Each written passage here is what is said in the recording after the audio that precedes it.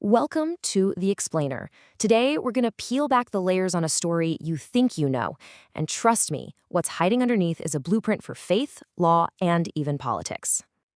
So let's dive right in. We're talking about one of the most influential stories ever told, the story of Hannah. This is a tale that's been read and reimagined for thousands of years, and you're about to see just how fascinating its secret life really is. Okay, so on the surface, it's this really powerful, relatable story, right? It's about suffering, faith, a mother's love, but that's just the first layer. The real magic, the reason this story is still so important today, is what happens when you start peeling back everything else. All right, to really get what's going on here, you have to look at this story through two completely different lenses. Think of it like this. It's like looking at the same object, but one time with a microscope and the next with a telescope. You're going to see two totally different worlds, but they're both totally real.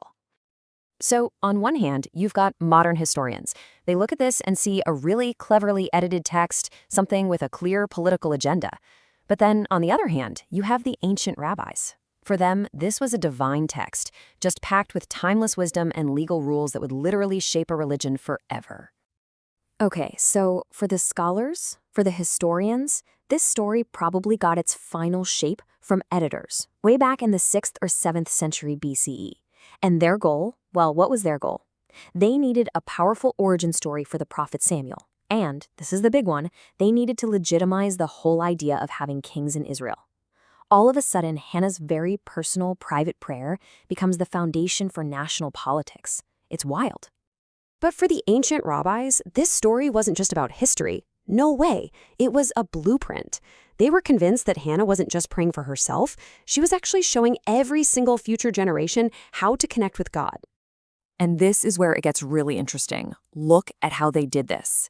The rabbis literally took every single one of Hannah's desperate, personal actions and turned them into the legal instructions for the central Jewish prayer.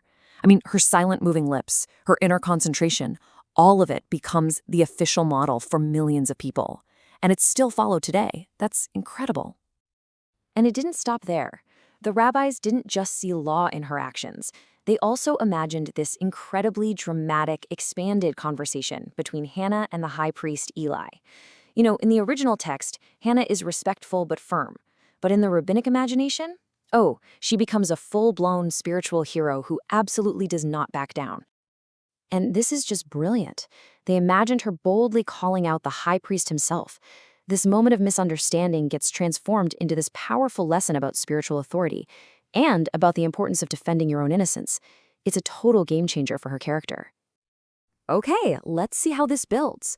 Because this conversation didn't just stop in the ancient world, not even close.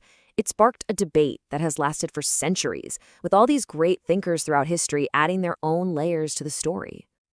You can see it right here, from the Talmudic sages who first turned her prayer into law, all the way to 20th century thinkers. It seems like everyone wanted to have their say about Hannah. So let's check out a few of the key players who really shaped this incredible ongoing conversation. First up, we've got Rashi, who is probably the most famous Jewish commentator of all time. What he did was genius. He blended the simple, straightforward meaning of the story with all those rich, creative rabbinic traditions.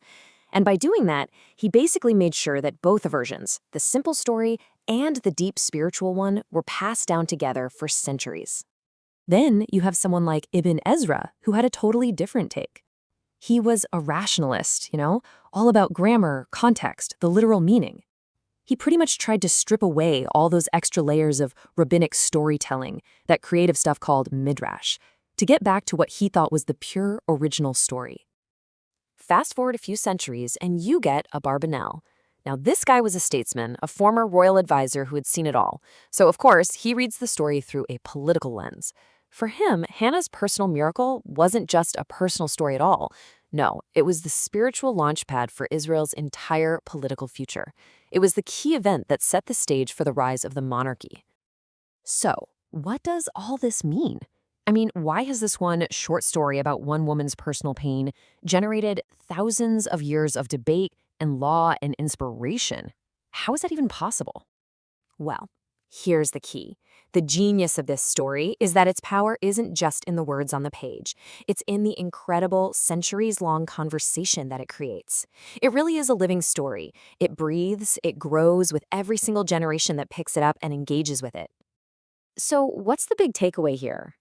The story of Hannah teaches us something really profound. That the greatest texts aren't like static monuments in a museum that you just look at. No, they're more like dynamic, interactive spaces. They're places where law and ethics and even national identity are constantly being built and rebuilt by every single generation of readers. And that leaves us with one last big question to think about. What are the foundational stories we're telling right now, in our own time, that will live and breathe and be completely reinterpreted 2,000 years from now?